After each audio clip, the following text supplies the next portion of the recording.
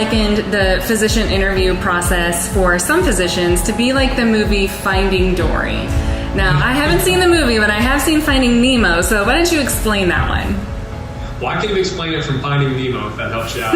Okay. So what we have found is that a lot of times, and this is for everyone, this isn't just doctors, but we all have such short-term memory loss. And, such a cute picture of this Dory in Finding Nemo, when she's helping Nemo's dad, and she's going to help him find the boat, And within a few seconds, she forgets why he's following her, and she turns around and gets all defensive, and then she turns around later and says, "May I help you?" And anyway, she just keeps forgetting what she's doing.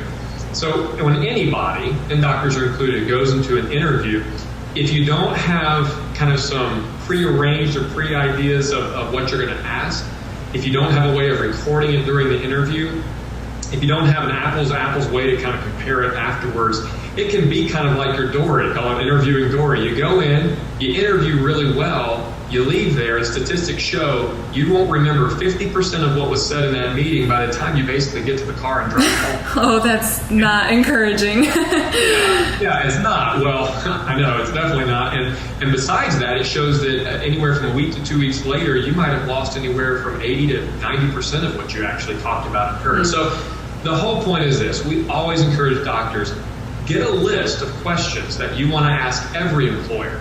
Things about your priorities, what really matters to you. What does call schedule look like? What does vacation look like? Maternity leave, benefits, whatever matters to you, get your list of questions. Go in and make sure that they get answers sufficiently.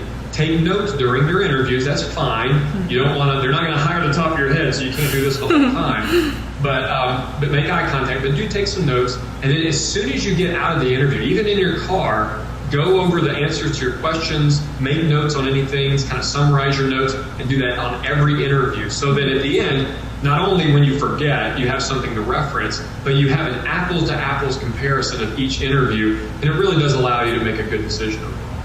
Yeah, that's actually great advice. I can see too that having that list of questions that's the same no matter what employer you go to, and then having that list of questions that may be tailored specifically to certain employers, but that will give you that apples to apples comparison ability after your interviews are done. And it's hard to do that because employers are so different. The opportunities are different, the dynamics of who works there, who they see, what kind of duties you'll do, your schedule.